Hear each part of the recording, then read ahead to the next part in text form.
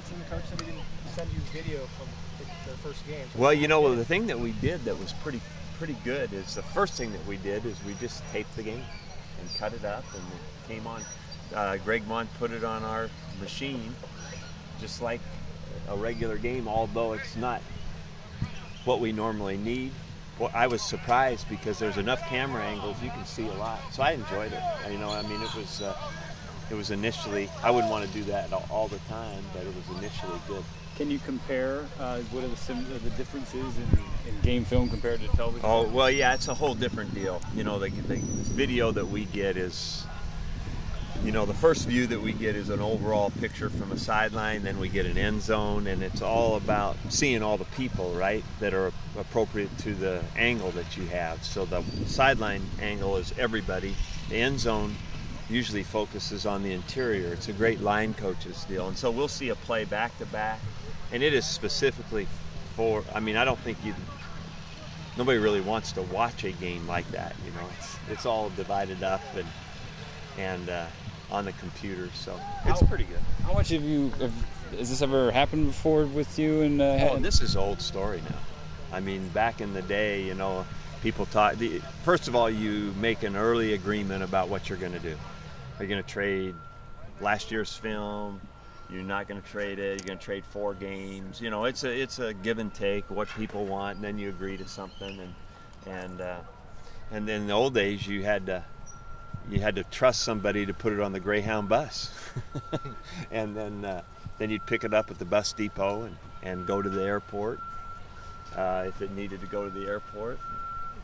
You know, that was my job at Cal. I had to drive to the San Francisco airport and drop off film every Sunday.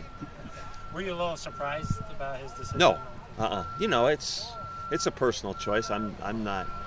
You know, it's not a big deal if they didn't want to do it. You know, I think that it's just a personal decision. Did you try not up to me. Did you try to get the game film from someone else besides Wisconsin? Yes, we did. Sure, we did. And you know, those sometimes it works, sometimes it doesn't. Didn't work. Huh? Didn't work. Yes, it did. It did work. Yeah. Okay. So you have game video from Yes. Are you checking the weather report like every 2 hours, making sure there's no swarms of grasshoppers or anything that could divert the plane or anything like that? I've been told it looks clear. I know that's tornado country.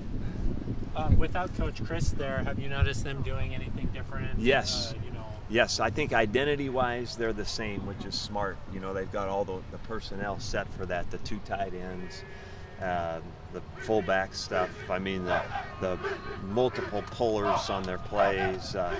But all that stuff is there. But there's some signature new plays for, you know, the new staff that's there too, and they you know, they're smart. They got some stuff they want to do, but they haven't abandoned what's made them average 40-something points a game for how many years? I don't know. Jake Walsh left the team? Yes. When did that happen? I'm sorry I didn't tell you. I just slipped my mind. A couple days ago he came in and he made a personal decision to leave. What makes Monty Ball so elusive? I mean, is it his size, speed, what combination, or? Yeah, Phil, I think that you just described him. You know, he's a good player and he's nice. He's a real good size back. You know, those guys like that too. They have a great innate sense of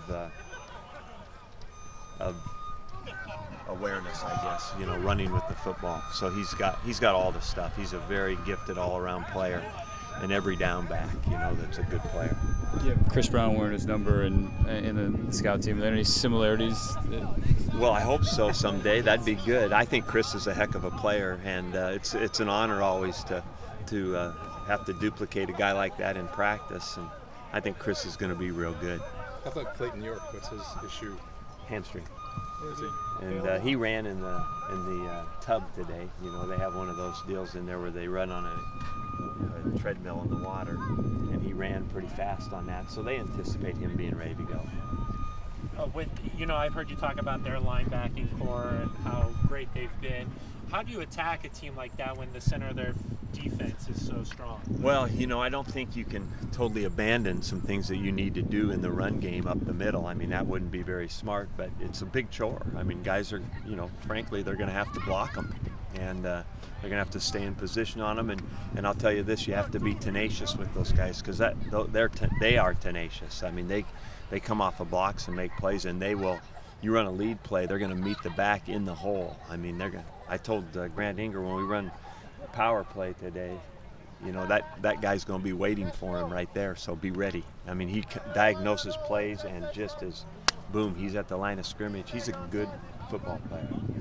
Coach, one more on the game film. Had Wisconsin, you know, had a team, a hurricane, they didn't play a first game, would you have considered withholding the game? I would probably have to see if we had a hurricane and then make that decision. I don't know. I think it's, you know, it's one of those deals that you just make a decision at the time, and I respect Brent's decision. I think that's fine, and you know, and I wish we would have played so we could have given him a film. I mean, that's, you know, I would rather have played the game. That's and then we wouldn't be talking about this. But like I said, that's their choice. Is it all informal agreements, or is there some policy in place through the conference?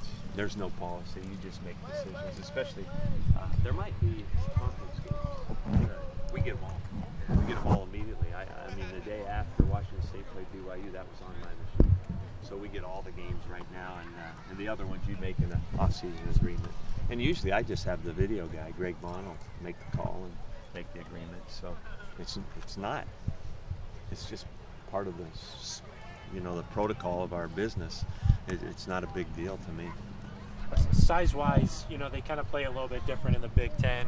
How does Wisconsin stack up comparatively to some of the other Pac-12 teams? Oh, you know, I think they're, if I was to compare them with somebody, I'd say Stanford-like. You know, what they do, who they play with, their style, I would say it's most like that.